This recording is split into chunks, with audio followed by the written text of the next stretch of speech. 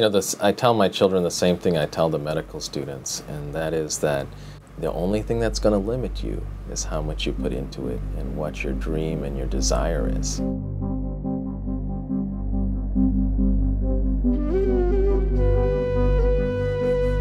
When my parents came to this country, it was truly a foreign land. They knew nothing about it. None of us did. The whole process of becoming citizens was just an awesome thing. And it wasn't easy for them. My dad initially came on a scholarship, but that didn't last. And so my mom, who was acting as a homemaker at that time, decided that she needed to go to work and find employment to support the family, and she started ground level at an insurance company. When I was a child, I knew that we didn't have a lot materially, but I never felt that I couldn't accomplish anything. I really saw America as a place that was just full of opportunity. And I never felt disadvantaged in any way because I was from another country or because of my status at the time. And I think it's that attitude that really helped me to never hold back and to just try my best in whatever it is that came my way.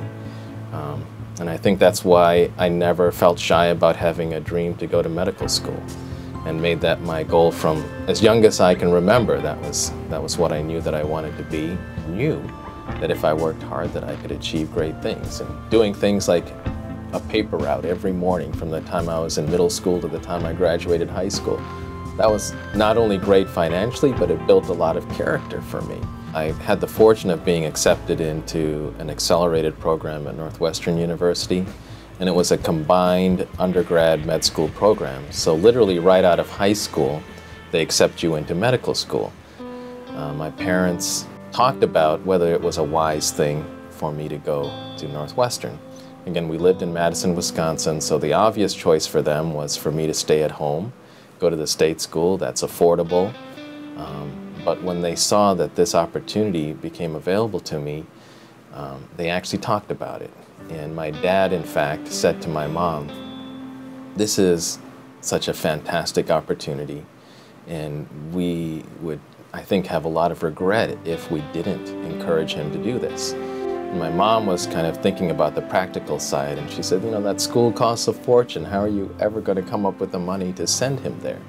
And my dad pretty much was saying, "Well, think about the ways in which we sacrificed and how we built our home and the different ways that we've been even able to come to this point. Wouldn't we be able to do it again in this case?" And so that very night, they made that decision that they were going to allow me to join this 7-year program and eventually go to medical school. And so that's the kind of sacrifice that they really made to allow me to have the opportunity then to study in this country and to really make the most of myself and the abilities God gave me. Well, the tragic side of this is the very next day is the day my dad passed away. And so it just tells you that he may not have seen that, witnessed it himself in this life, but he had a vision for it, and he knew that the fruits of their labor were being borne out. I don't necessarily believe in what most people think is self-reliance, which is complete reliance on your own self and your own abilities. And I think it has to do with my faith. I really believe that God has given us the opportunity, and He has given us specific gifts and talents that He wants us to apply. And I really do believe that when we're told to be fruitful and multiply, what He's really telling us is He wants us to make use of these things and not just sit back. And I just don't know if people appreciate that nowadays, and they appreciate how different and special this country is, and that it's always a country of opportunity, and all it takes is a belief that you are called to be something great.